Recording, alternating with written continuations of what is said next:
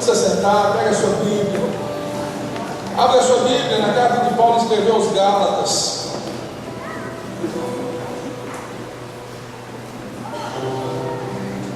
Quantos estão felizes nessa noite? Eu estou muito feliz da gente poder estar junto aqui. Eu quero ministrar uma palavra hoje, eu quero compartilhar com os irmãos de algo que tem ardido no meu coração nesse tempo. Nós já ministramos algumas palavras falando sobre a graça, sobre permanecer no favor de Deus, permanecer debaixo do favor de Deus. Na semana passada, nós falamos sobre aqueles que decaem da graça, aqueles que foram salvos, mas por alguma razão, por algum posicionamento, por um tipo de ação, ele, apesar de ser o desejo de Deus, ele já ter recebido do Senhor, já ter provado do dom celestial, ele se posiciona de maneira que ele sai debaixo do favor de Deus. Eu creio que recebi muitos testemunhos de pessoas na semana passada sobre aquilo que Deus fez, e eu creio que Deus está nos levando a um caminho, ou seja, com Ele, um relacionamento com Ele de liberdade. A carta aos Gálatas, ela tem uma expressão que por muito tempo eu usei essa expressão dentro de uma perspectiva, mas eu posso dizer que hoje eu compreendo isso de uma forma mais ampla ainda. Paulo aos Gálatas escreveu que foi para a liberdade que o Senhor nos chamou, amém? Diga comigo assim: foi para a liberdade que o Senhor me chamou. Ou seja, quando você estava perdido, quando você estava distante do Senhor, preso em tantas coisas, o Senhor te chamou. Mas Ele não te chamou para te prender, Ele não te chamou para te colocar dentro de uma gaiola, com usos, costumes, regras e tudo mais, que você se sentisse preso. Ele te chamou para a liberdade, amém? Para a liberdade, para experimentar de Deus e desfrutar de Deus, de conhecê-lo, assim como Ele te conhece. O Senhor conhece você muito mais do que você mesmo pensa. Você crê nisso? Porque a palavra de Deus diz isso. O Salmo 139, o Senhor diz que, ou seja, que antes da palavra chegar na nossa boca, Ele já sabe. Você já percebeu que pessoas que a gente tem intimidade, só da pessoa olhar para a gente, você já sabe que a pessoa muitas das vezes está sentindo, está querendo, está desejando. Você já teve essa experiência, sim ou não? Os mais antigos, né? Talvez quando olham para os pais, assim, quando meu pai olhava para mim, assim, só do jeito dele olhar eu já sabia o que eu queria. É ou não é? Mas por quê? Porque você desfrutava de um relacionamento onde havia conhecimento. Deus quer que, na verdade, a gente se relacione com Ele com esse nível de conhecimento, de intimidade, na verdade até mais profundo. Agora, existe uma pergunta que é a chave para aquilo que nós vamos ministrar hoje, e que eu sei que pode suscitar muitas dúvidas e muitos questionamentos, e na verdade nós vamos entrar na palavra de Deus exatamente para a gente perceber isso, que nós precisamos refletir sobre elas. Que pergunta seria? A pergunta é que, será que pessoas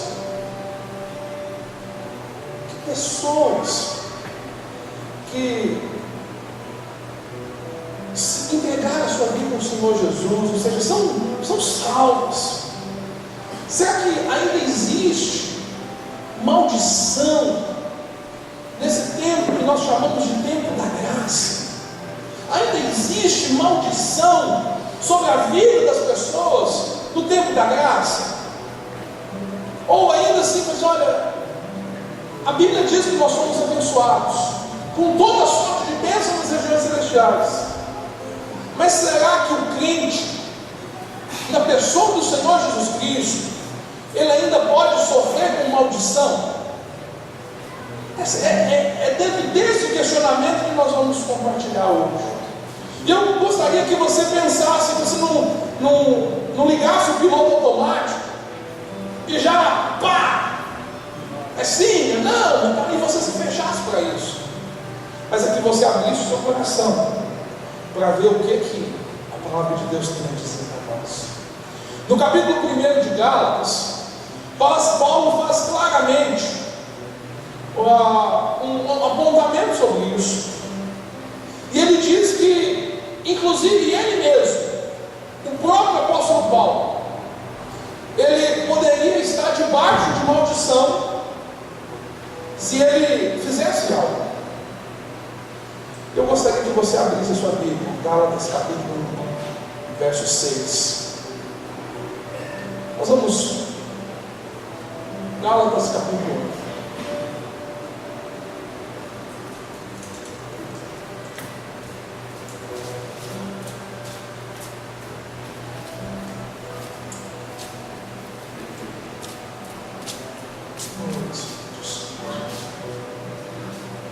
Eu vou ler desde o princípio, para que a gente possa se contextualizar melhor.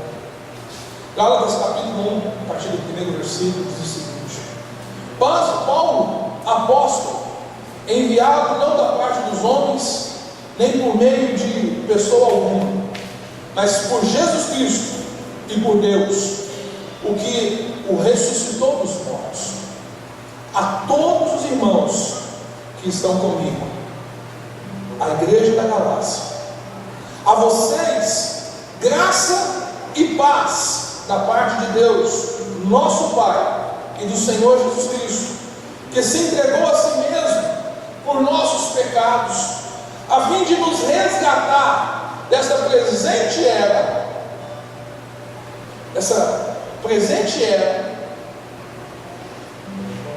persevera segundo a vontade do nosso Deus Pai, a quem seja a glória para todo sempre. Amém. Verso 6, aqui eu entro na chave do texto que nós precisamos falar hoje.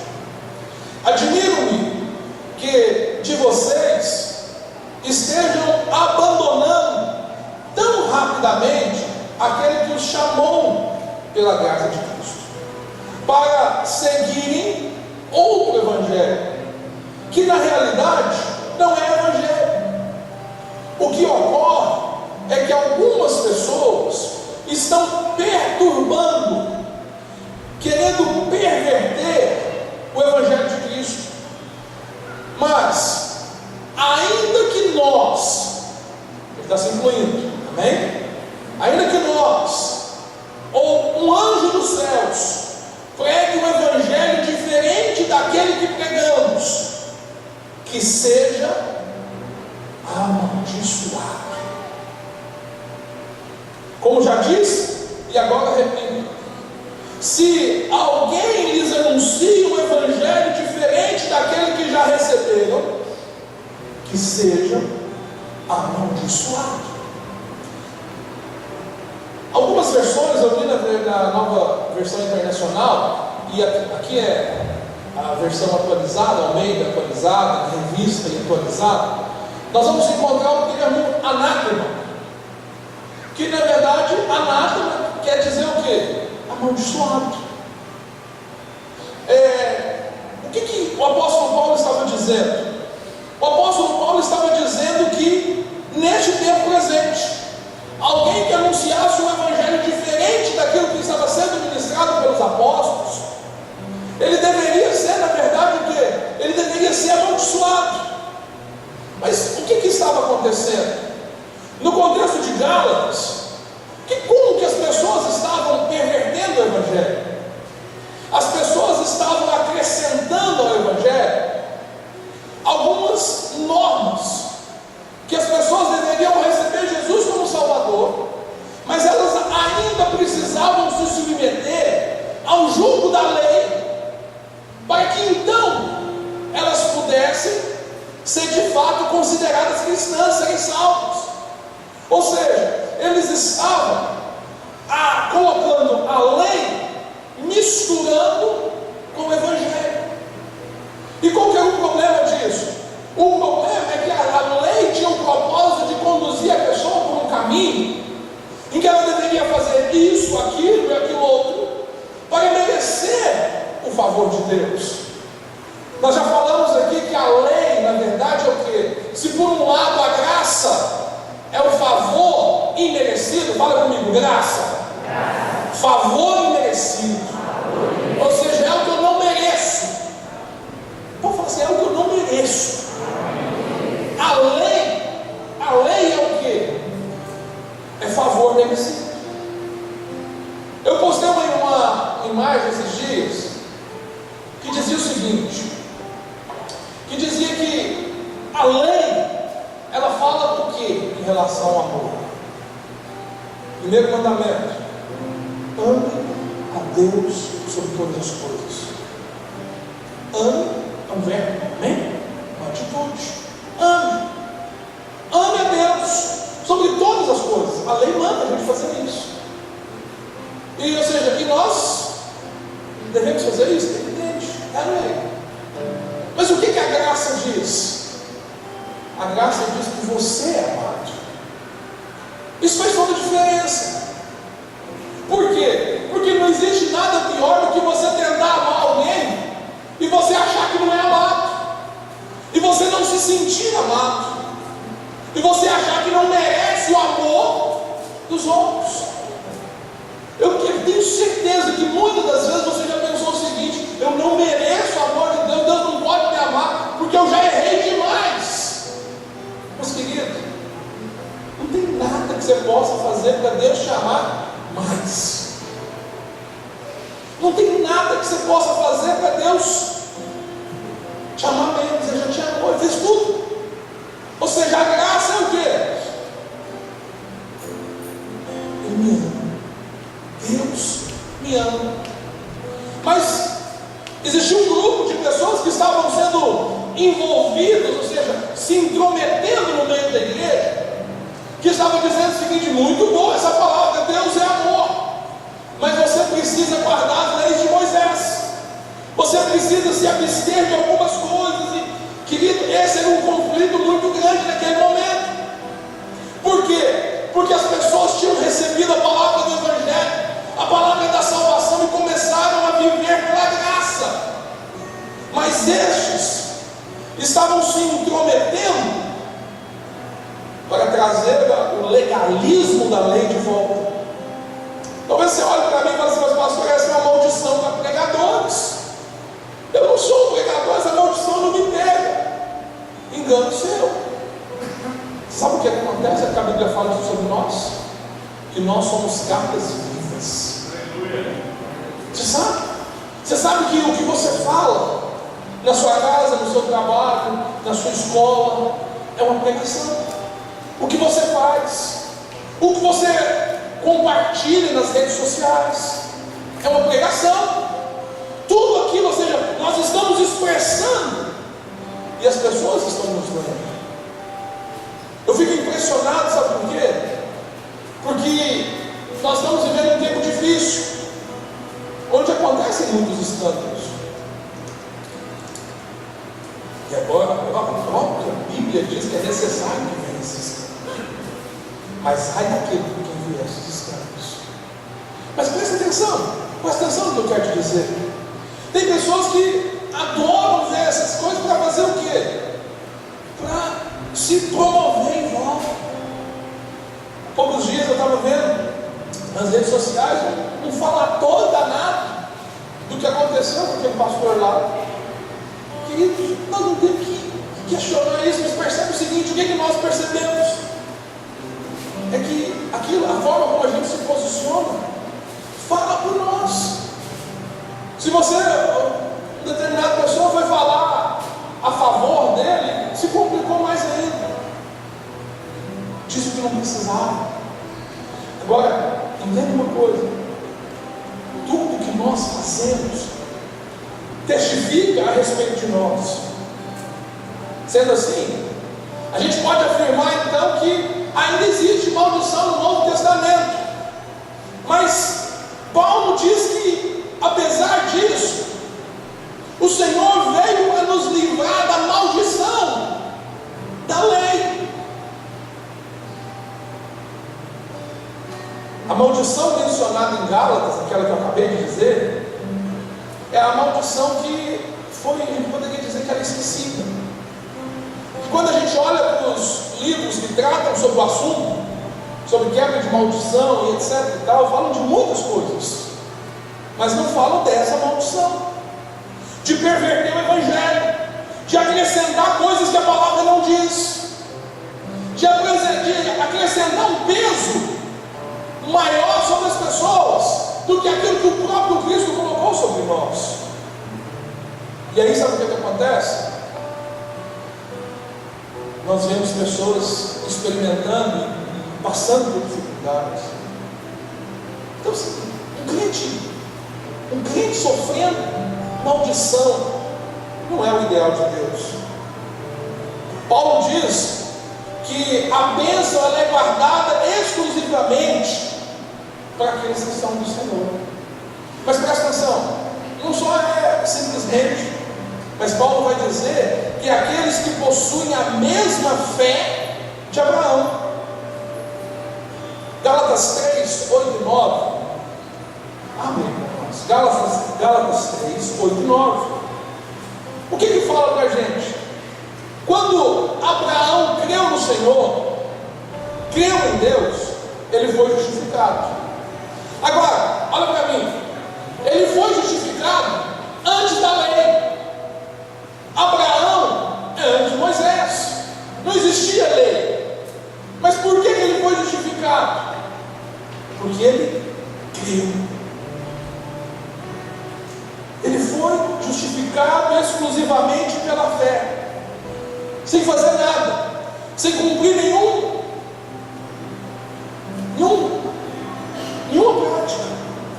Gálatas 3, 8 e 9 diz que, ora, tendo a Escritura previsto que Deus justificaria a fé, pela fé dos gentios, pré-anunciou, ou seja, anunciou antecipadamente o Evangelho a Abraão. E ele diz o que? Em ti serão abençoados todos os povos, de modo que os da fé são abençoados como o crente Abraão. Ou seja, aqueles que creem, eles são abençoados como Abraão foi. E quando a gente olha e pensa, mas quem que são esses da fé? É aqueles que têm muita fé? É aqueles que vivem só da fé? No contexto de Gálatas, nós estamos entendendo que os da fé, que são abençoados, eles são os que creem, que eles são justificados pela fé e não pelas obras. Abraão não fez nada para ser justificado. Na verdade, se a gente olha para a vida de Abraão, você vai ver Abraão, mesmo sendo justificado por Deus, sendo chamado por Deus, cometendo uns erros que você fala assim, mas não é possível. É a partir desse homem que Deus vai levantar uma nação para ser exemplo. O cara mentiu, o cara fez um monte de coisa. Os que são da fé é aqueles que creem que não são justificados pelas obras.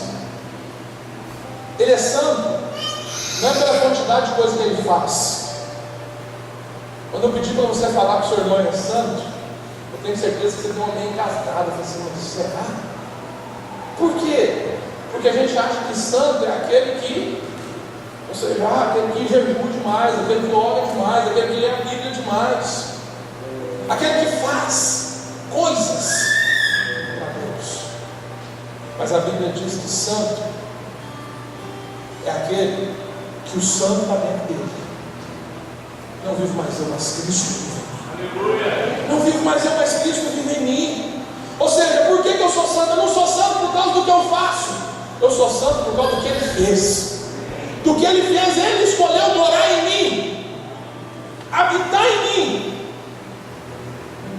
e quer que você seja abençoado. A bênção de Deus já está sobre a sua vida.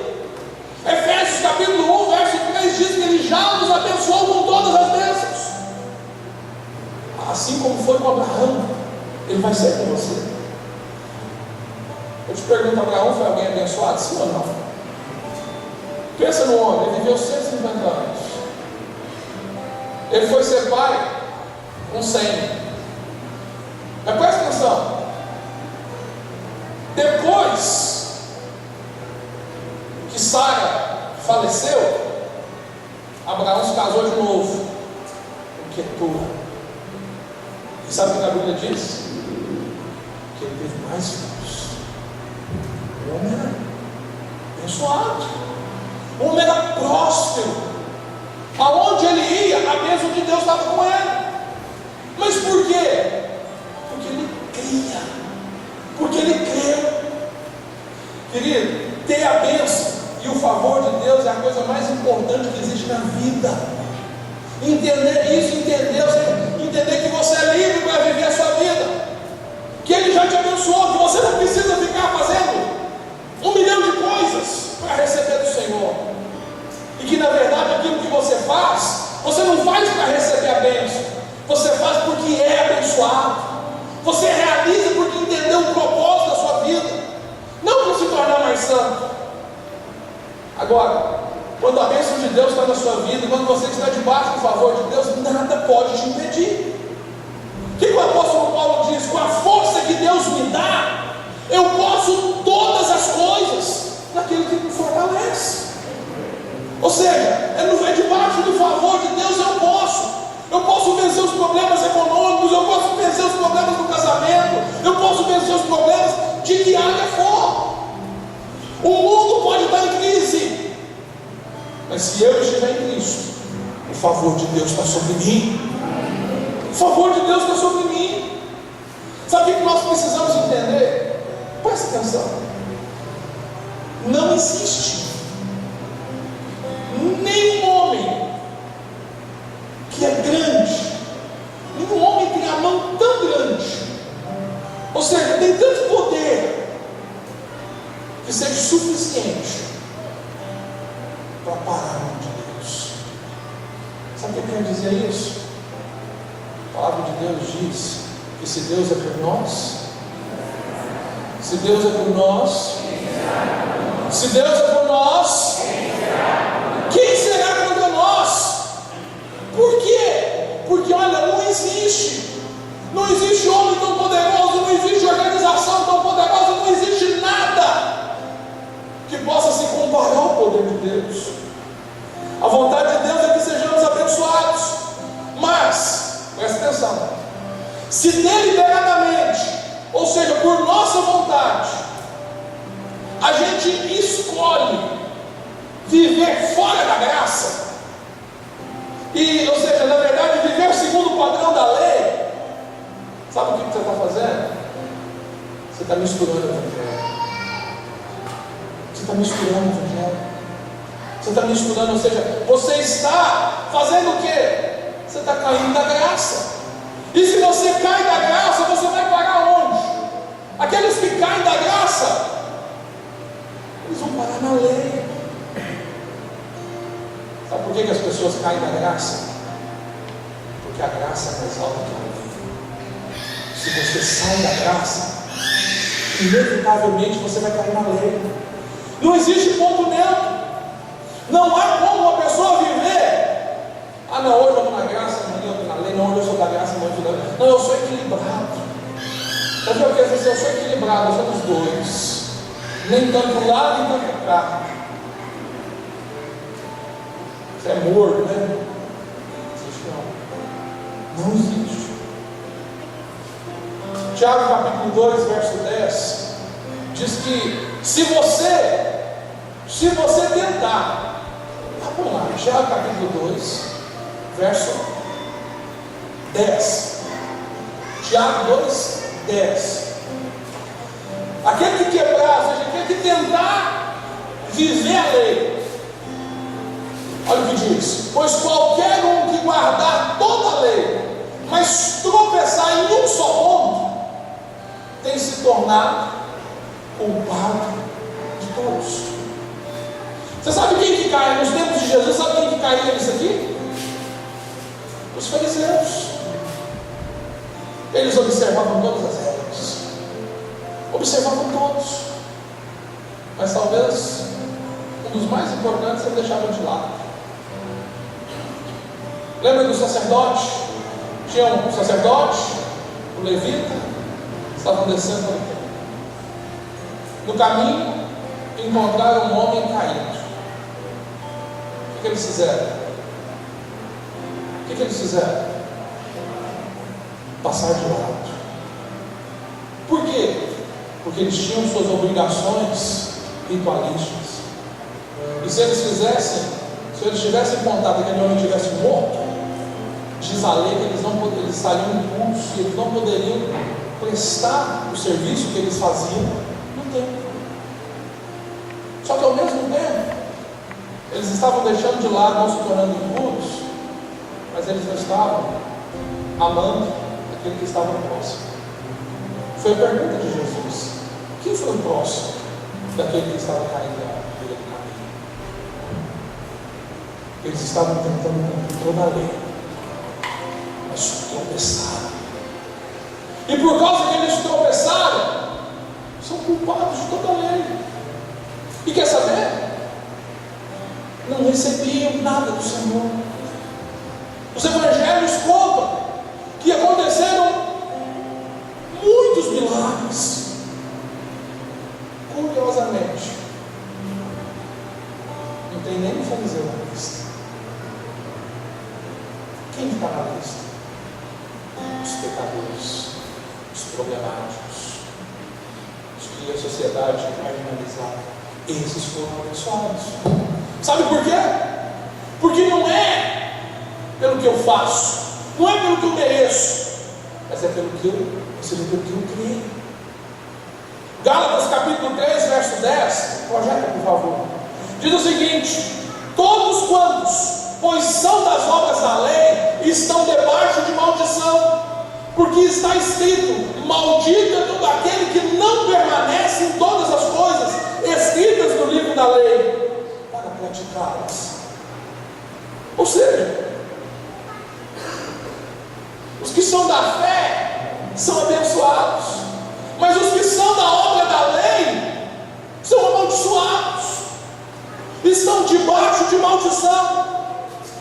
Por quê? Porque escolheram viver por conta própria. Como é que a gente tem chamado isso? O nosso vocabulário, como chama isso? Viver por conta própria, fazer do jeito da pessoa. Isso é produzir justiça para si, é justiça própria. Eu faço, eu aconteço. Se você vive pelo favor imerecido, você é abençoado. Mas se você decide viver pelas obras da lei, você abre mão do favor não merecido em busca do favor merecido, em busca da justiça própria, de se justificar. E aí o que acontece? Você se coloca debaixo de maldição, porque você não vai conseguir, porque você não vai avançar. No momento que você tenta viver em santificação, ou obter justiça pelo que você faz, lembra do fariseu que batia no peito? Eu jejuo 2 vezes por semana, eu dou o dízimo até do tempero, eu faço isso, eu faço aquilo, eu sou fariseu. O que ele recebeu? Nada. Quanto ao publicano que chegou e falou assim: eu sou pecador, eu não mereço nada. Esse achou favor. Esse achou favor. A ordem de Deus é muito clara. Se queremos viver pela lei, devemos cumprir todos os mandamentos. Caso contrário, nós caímos em maldição. Sabe qual é o problema? Ninguém conseguiu. Ninguém conseguiu. O problema é que ninguém conseguiu viver segundo a lei. Todos falharam, todos erraram, ao ponto do próprio Deus olhar para a humanidade e falar assim: não há um justo sequer. E aí ele envia Jesus. Jesus, sim, ele cumpre toda a lei. Mas qual que é a acusação contra a humanidade? Jesus cumpriu. A humanidade não. Por que ele cumpriu? Eu disse isso semana passada. Ele cumpriu para que eu e você não tivéssemos que cumprir. Amém? Fala comigo assim: o Senhor Jesus cumpriu toda a lei que eu não vivesse debaixo da lei, mas debaixo do favor de Deus. O que acontece? Nós somos então libertos dessa maldição. Escolher viver pela graça ou viver pela lei, querido, não tem jeito, você vai ter que escolher. E mesmo que você fale assim, eu vou deixar para decidir isso depois, não tem jeito. As suas atitudes mostram, a sua forma de viver mostra. Projeta para mim, Gálatas, o próximo, versículo 13 do capítulo 3 mesmo. Se vivermos pela graça do Evangelho, já não sofreremos mais maldição, pois Cristo, Ele se fez maldição em nosso lugar. Cristo, Ele se fez maldição. Gálatas 3, verso 3 diz que Cristo nos resgatou da maldição da lei, fazendo-se Ele próprio maldição em nosso lugar, porque está escrito: maldito é todo aquele que for pendurado no madeiro. Você entende o que quer dizer isso? Cristo nos resgatou da maldição da lei. Mas não foi só isso. E Ele nos deu todas as bênçãos da lei. Aquilo que era prometido para quem cumprisse a lei, o Senhor já nos deu. Amém? Deuteronômio 28 mostra isso. Deuteronômio 28 é um texto que fala sobre bênçãos e maldições. Nesse texto, não precisa abrir não, nós vamos falar, olha, abre e nós vamos falar de alguns. Nós não temos tempo de ler todo o texto.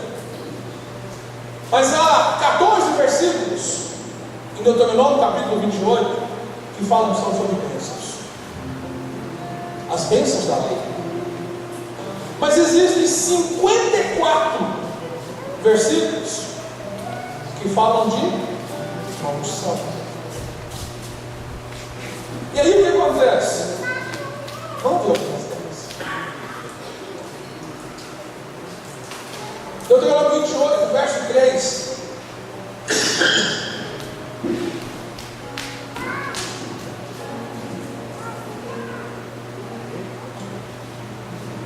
Deuteronômio 28, verso 3 diz o seguinte: são bênçãos.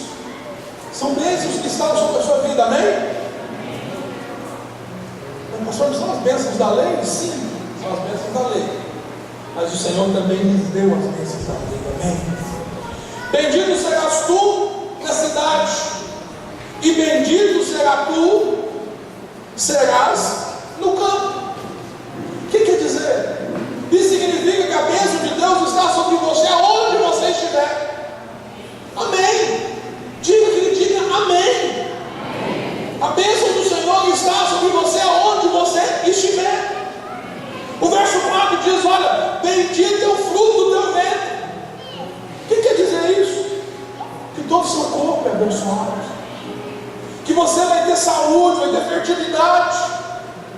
Ou seja, a bênção de Deus, ela cobre você por inteiro. Nós podemos declarar: nós somos abençoados. Verso 7: o Senhor fará que sejam derrotados da tua presença os inimigos que se levantarem contra ti. O Senhor determinará que a bênção esteja em tudo que colocares a mão. Verso 8. Verso 12: o Senhor te abrirá o seu bom tesouro, e o céu emprestarás a muita gente, porém tu não tomarás emprestado. Ser abençoado é poder emprestar, não é pegar emprestado. No texto está dizendo que tomar emprestado é maldição. Fazer dívida não é pecado, né? Fazer dívida não é pecado, porque se fosse emprestar, também seria. Porque senão quem empresta estaria fazendo com que o outro caísse em pecado. Logo ele está conduzindo o outro ao pecado, induzindo o outro ao pecado. Mas presta atenção, Deus quer te colocar numa posição não para você necessitar. É bem verdade que em alguns momentos você vai ter que fazer dívidas para você construir alguma coisa, para você realizar alguma coisa. Qual que é a chave da palavra de Deus? Você pode até fazer, mas consulta o Senhor. Se prepara para aquilo. Busca o conselho do Senhor para aquilo que Mostre ao Senhor os seus projetos, os seus planos, para que você possa ir bem. Agora, qual que é a bênção? É que Deus vai te colocar numa posição que você é que vai prestar. Não é emprestar para ser agiota, não.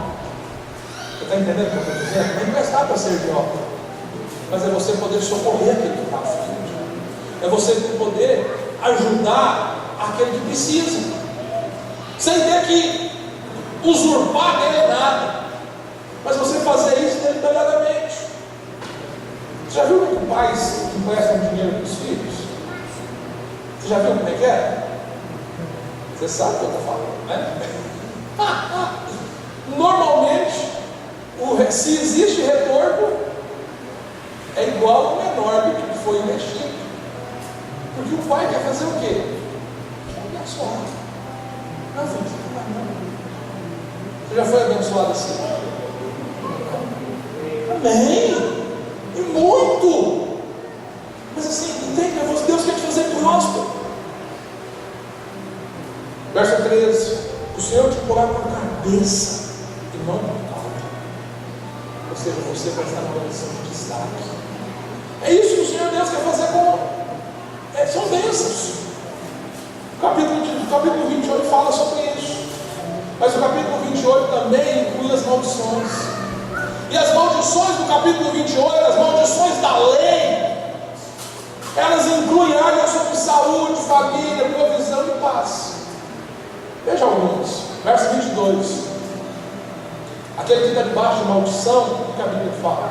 O Senhor te ferirá com tísica, e a febre, e a inflamação, e com o calor ardente, e a secura, e com o crescimento e a ferrugem. Isso te perseguirá até que pereças. Essa tísica é tuberculose. Terrível, né? Mas sabe o que a Bíblia fala? Que Cristo nos resgatou da maldição da lei, das maldições, das enfermidades. O Senhor nos resgatou. Existem enfermos no nosso meio? Existem. Mas o apóstolo Paulo explica sobre isso. Capítulo 11.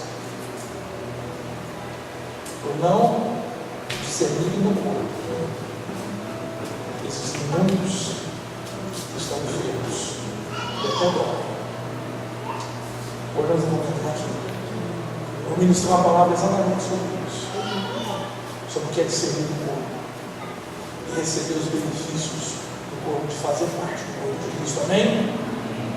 Verso 27: o Senhor te ferirá com úlceras do Egito, com tumores, com sarna, com prurido, de que não possas curar-te. Então o Senhor fará terríveis as tuas pragas, e as pragas da tua descendência, grandes e duradouras pragas e enfermidades graves e duradouras. Isso aqui é a descrição de doenças crônicas, problemas. Mas Cristo nos resgatou de toda maldição. Ou seja, isso não está mais sobre a nossa vida, se nós nos colocamos debaixo da graça. Nós não estamos mais debaixo de nenhuma dessas maldições da lei. Agora presta atenção. Quando eu escolho viver pelo meu mérito, eu caio da graça. E se eu caio da graça, eu caio aonde? Na lei. E aí o que acontece? Eu sou assaltado por essas coisas. A respeito dos filhos, essas maldições dizem que os filhos serão levados cativos. Verso 41: gerarás filhos e filhas, porém não ficarão contigo, porque serão levados ao cativeiro. No contexto que foi escrito, ou seja, naquele momento, vinham reinos para batalhar uns contra os outros, e uma das mercadorias, dos despojos, eram os filhos. Qual que é isso nos nossos dias? Tem quantos pais que já perderam seus filhos para drogas? Tem quantos pais que já perderam seus filhos para violência? É o que está sendo levado. Os filhos estão sendo levados cativos. Por causa do quê? Da maldição. Mas não é a vontade de Deus. A Bíblia diz que nós somos libertos dessas maldições, amém? Seus filhos estão debaixo da sua aliança, amém? Ou seja, a bênção de Deus também vai alcançá-los. Você precisa fazer o que você precisa crer. Com respeito à provisão, também havia maldições na lei. Versos 43 e 44 diz que o estrangeiro que está no meio de ti se levantará, se elevará mais e mais, e tu mais e mais descerás. O estrangeiro vai crescer e você vai diminuir. Ele te emprestará a ti, porém tu não emprestará a ele. Ele será por cabeça e você será cauda. É a maldição da lei. Mas o que a Bíblia diz? O que o Novo Testamento diz? 2 Coríntios 8, 9.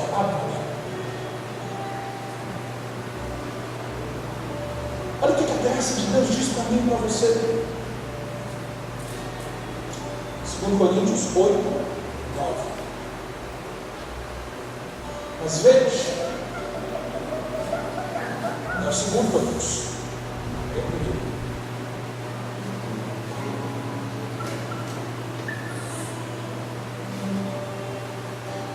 Pois conheceis a graça de nosso Senhor Jesus Cristo, que sendo rico, por amor de vós, se fez pobre, para que pela sua pobreza vós fosse enriquecidos. Sabe o que é? Ou seja, a pobreza, Jesus ele se fez pobre para você ser rico. Jesus, ou seja, querido, não tem ninguém que se possa comparar em riqueza ao próprio Cristo. Por quê? Ele não doou da prata, de tudo, mas ele se esvaziou de tudo. Se tornou pobre. Pobre homem como eu e você. Que você fosse. O Senhor te fará, versos Deuteronômio 28, 68. O Senhor te fará voltar do Egito em navios, pelo caminho de que te disse. Nunca jamais o verás. Sereis ali oferecidos para a venda, como escravos e escravas aos vossos inimigos. Mas não haverá quem compre. E esse tamanho dessa humilhação? Ser vendido como escravo já é um problema. Nós dissemos que o favor de Deus estava na vida de José, amém? O Senhor estava com José, ele foi vendido como escravo, não foi? Só que ele chegou lá e ele foi comprado por quem? Por Potifar. E ali ele foi bênção para ele foi abençoado. Agora pensa o seguinte: a maldição da lei diz que você vai ser vendido como escravo, você vai ser colocado para ser comprado pelos outros, você vai ser exposto à humilhação, mas é uma humilhação maior ainda, que não vai ter gente, que não vai ter gente. Isso é maldição. A última palavra de maldição é essa, que é a mais terrível de todas. Sabe o que me alegra o coração? Olha para mim. Quando nós estávamos debaixo da lei, ninguém queria nos matar. Ninguém queria pagar o nosso preço. Mas Deus quis. Você não entendeu? Ninguém se interessava em pagar o seu preço por nós. Mas Cristo veio e nos comprou. Quando ninguém queria nada com você, o Senhor se interessou por você. Mas não para te usar, mas para trazer você perto dele, para junto dele. Sabe o que isso significa? Que ele nos resgatou. Resgatar significa comprar. Ele pagou o resgate. Nós estávamos presos nos nossos pecados e delitos. Na cruz do Calvário Ele pagou o preço da nossa liberdade, para a gente viver livre e não para a gente se prender em outros dogmas. Gálatas 13, 13. Coloca para mim, querido. Gálatas 13, 13. Eu preciso terminar. Gálatas 13, 13.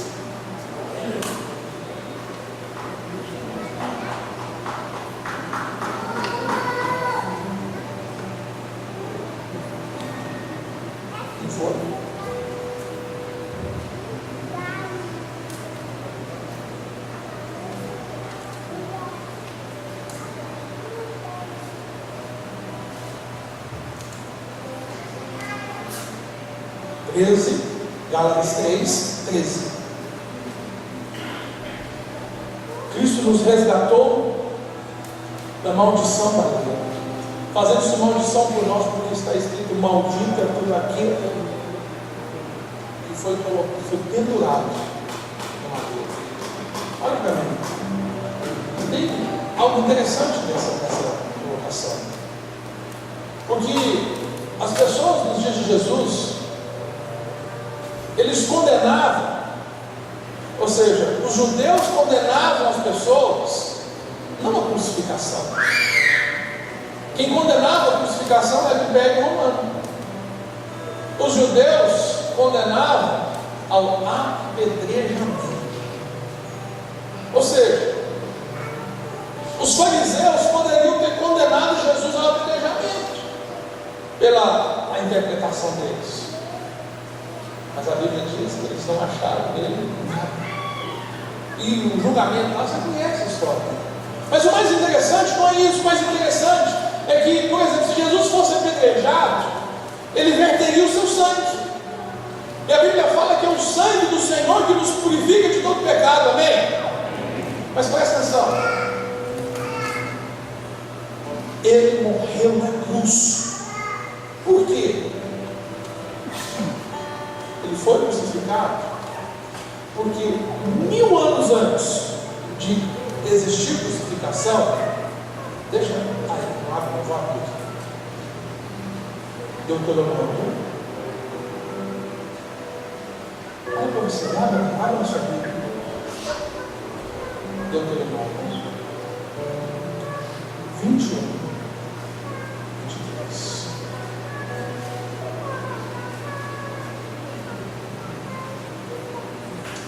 Não deixe o corpo no madeiro durante a noite.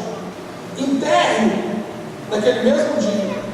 Porque qualquer que for pendurado no madeiro está debaixo da maldição de Deus. Você sabe por que Jesus foi crucificado? Você sabe por que ele foi crucificado ali na cruz? Ele foi colocado no madeiro.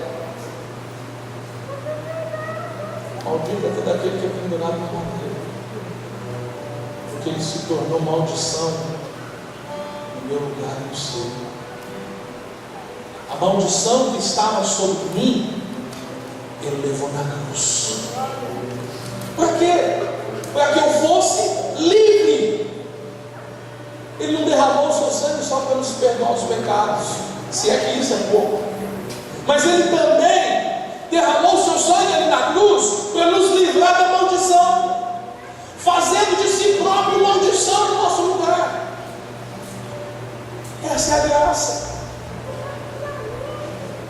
Toda vez que a gente tenta se relacionar com Deus na base da nossa performance, nós estamos abandonando isso. Nós estamos abandonando tudo isso para tentar fazer do nosso jeito. Nós decaímos para a lei e nos separamos da graça. Uma vez que nos separamos da graça, nos sujeitamos novamente à maldição da lei. E só existe uma possibilidade. Aliás, só existem duas possibilidades para todos nós: ou vivemos pela graça, ou vivemos pela lei. Qual que é a sua escolha? Qual que é a sua escolha? Qual que é a sua escolha? É viver com base no seu mérito, no seu condicionamento, na sua performance, ou viver pela graça? Não tem como viver pela fé e pelas obras. Ou eu faço de um jeito, ou eu faço, não tem como misturar, é uma e outra. Tem como misturar agora? Não tem. Graça e lei, não tem jeito. Você foi liberto da lei para escolher ser cativo pela graça. Ser um escravo da orelha furada. Você lembra do que é o escravo da orelha furada? Você lembra disso? Que o dono do escravo poderia, em algum momento que ele quisesse, liberar o escravo. Afinal de tal, você não precisa mais servir, você pode ir embora. Mas existia um critério. O escravo, querido, ele era o servo. Às vezes, quando a gente fala escravo, você lembra só do processo da escravidão brasileira. O contexto de escravo no Antigo Testamento é de servo, é de funcionário, é de pessoa que trabalha para o outro. Mas o que aconteceu? Muitas das vezes, muitos senhores eram bons senhores, tratavam bem os escravos, eles cresciam ali. E aí um dia ele falou assim: pode ir, você está livre. Esse escravo saía a porta para fora, voltava, furava a orelha na porta do seu senhor e falava assim: olha, o senhor me libertou. O senhor me libertou, me tornou livre. Mas agora eu vou servir o Senhor de graça, por minha vontade. Você sabe que é isso que nós estamos fazendo? É isso que Deus quer conosco. Deus quer que você o sirva, mas porque você quer, não porque te obriga. Deus quer que você leia a Bíblia, mas não é para você se tornar um supra-sumo da teologia. Deus quer que você leia a Bíblia para se alimentar dele, para saciar sua fome dele. Você entende a diferença? Deus quer que você ore, mas não porque você é obrigado. Deus quer que você ore para desfrutar a intimidade com Ele. Gálatas 3, verso 11 diz que é evidente que pela lei ninguém é justificado diante de Deus, porque o justo viverá da fé. Ora, a lei não procede da fé, mas aquele que observar os seus preceitos, por eles viverá. Essa é a razão que muitos crentes são abençoados. Eles estão vivendo a vida com base no seu mérito. Eles não dependem da fé, eles dependem das obras. Eu faço, eu paguei o preço, eu fiz isso, Deus tem que me abençoar. A justificação é pela fé. O justo vive pela fé. Eu quero encerrar aqui. Sabe por que o justo vive pela fé? Porque a fé é a coisa que mais agrada a Deus. No Novo Testamento, quando você vê inúmeros casos, as pessoas foram abençoadas, não porque não tinham problemas, não porque eram perfeitas, mas porque creram. Simplesmente porque creram. Eu vou te dar alguns exemplos bíblicos e nós vamos orar. Nós vamos orar para você ser livre disso. Livre da sua performance. Livre da sua vontade de agradar a Deus pelo que você faz. Liberto mesmo a crer de verdade. Mateus 9, a gente tem um relato de 2 cegos. Olha o que está escrito. 9, 27 e 29. Partiu Jesus dali e seguiram 2 cegos, clamando: tem compaixão de nós, filho de Davi. Tende ele entrado em casa, aproximou-se dos cegos e Jesus lhes perguntou. O que Jesus perguntou para eles? Se fosse nos nossos dias, e esses cegos entrassem aqui, talvez as pessoas iam fazer uma pergunta para ele assim: você é cego? Não, eu estou cego, eu preciso de cura. Mas por que você é cego? O que você andou fazendo para ficar cego? O que você andou olhando? Será que você não andou olhando o que não devia, não? Será que você não andou olhando demais o que não precisava? Que sites você anda navegando? Foi isso que Jesus perguntou. Jesus perguntou para eles o seguinte: vocês creem que eu posso fazer? Jesus perguntou para eles eram cegos, eles estavam clamando para ser curados. Vocês creem que eu posso curar vocês? Eles responderam: sim, nós cremos. Então o Senhor tocou neles, dizendo: façam conforme a vossa fé. Surpreendente, não? Surpreendente por quê? Porque nós fazemos o quê? Nós fazemos diferente de Jesus. Mateus 15 diz o seguinte, Mateus 15, 28. Aquela mulher sem fenício estava precisando. Então Jesus diz: mulher, o que Jesus diz? Grande a tua fé. Jesus nunca diz assim: eu sou grande, eu sou poderoso e eu vou fazer para você ver o meu poder. Não. Grande a tua fé. Faça contigo como queres. Desde aquele momento a filha dela ficou sã. Mas por quê? Porque ela creu. As pessoas que eram abençoadas por Jesus, elas não eram perfeitas. Certamente, como você, como eu, elas tinham pecados. Elas não receberam o milagre básico como são elas receberam com base na fé.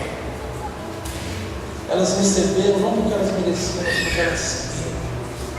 Talvez eu falando isso, você fale assim: então a santidade tem valor nenhum, não, para que eu vou me santificar? Querido, presta atenção, não é isso que eu estou dizendo. É claro que a santificação glorifica o Senhor. É claro que você viver um comportamento santo, se guardar, ou seja, isso alegra o Senhor, mas essa não é a razão da bênção.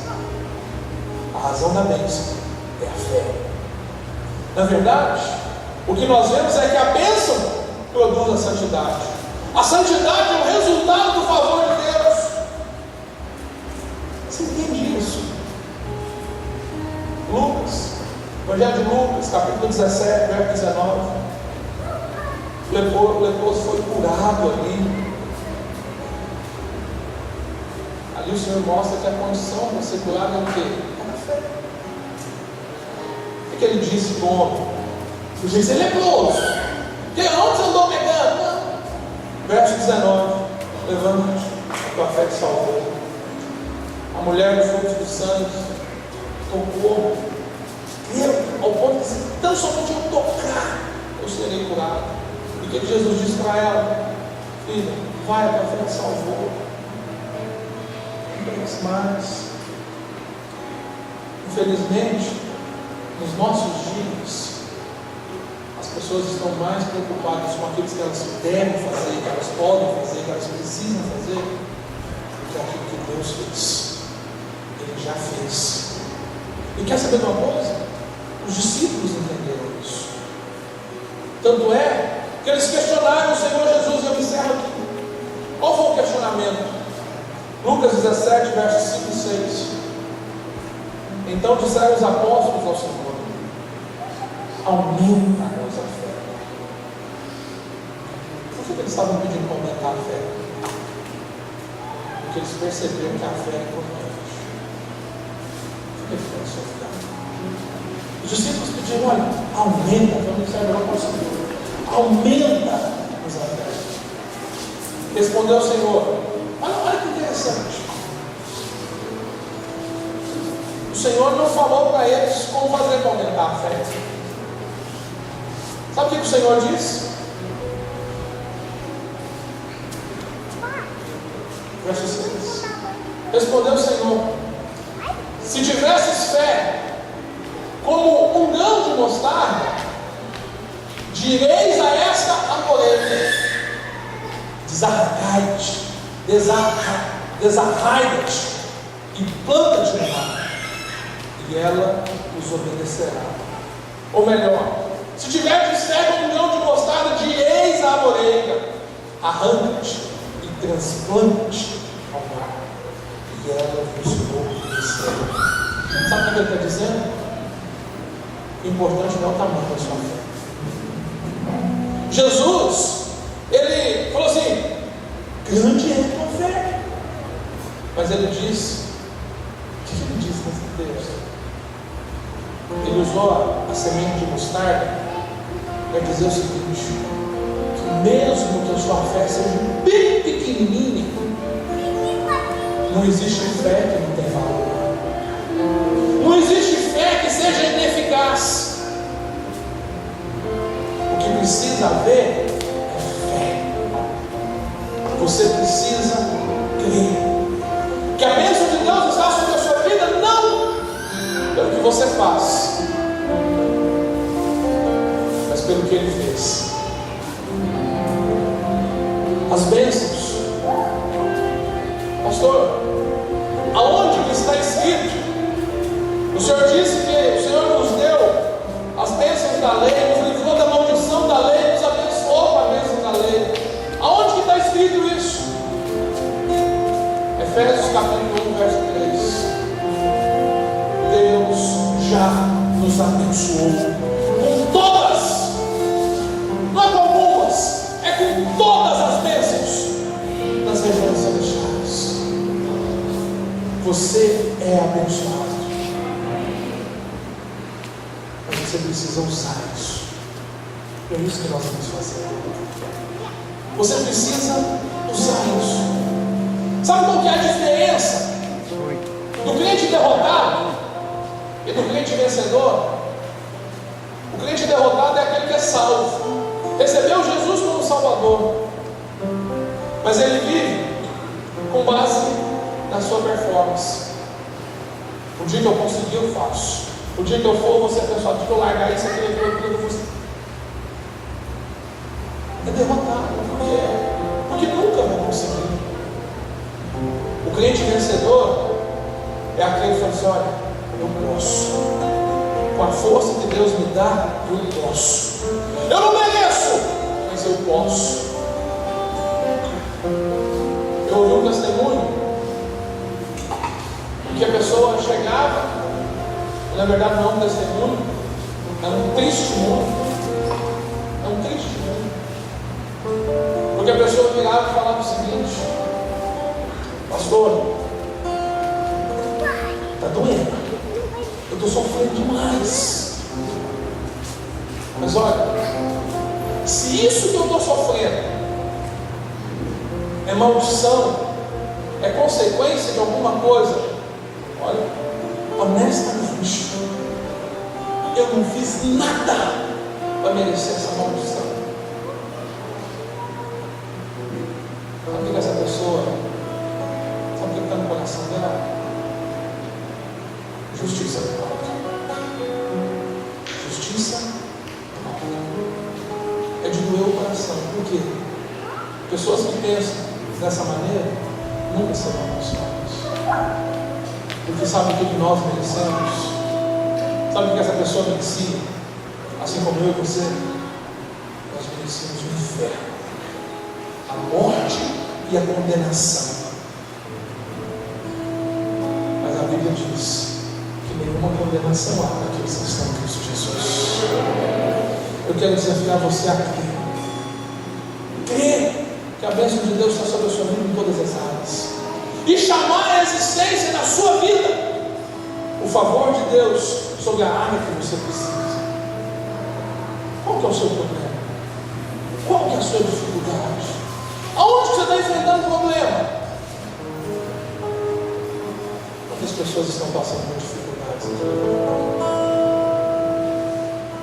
Eu profetizo sobre a sua vida que a palavra de Deus diz: você já é abençoado. Você já é abençoado pelo que Cristo fez. Você diz amém? O Ministério de Louvor vai ministrar pouco de uma canção. O que eu quero fazer? Eu quero te dar a oportunidade para você dizer a montanha, a dificuldade. A minha fé é muito pequena, não importa. Se ela for do tamanho que ela for, eu quero te desafiar a ousar, a ser ousado em Deus, e virar para a sua depressão e falar assim: depressão, vai embora. E virar para a sua enfermidade e falar assim: enfermidade, vai embora. E virar para o problema que você está vivendo no seu casamento, na sua empresa, onde for, e mandar ele embora. Por quê? Porque Cristo já te abençoou. Você crê nisso? Então feche seus olhos. Feche seus olhos mesmo. Os irmãos estarão ministrando. Mas eu queria que você fechasse seus olhos e abrisse a sua boca. Abrisse a sua boca para você dizer. Para você dizer. Faça isso em nome de Jesus.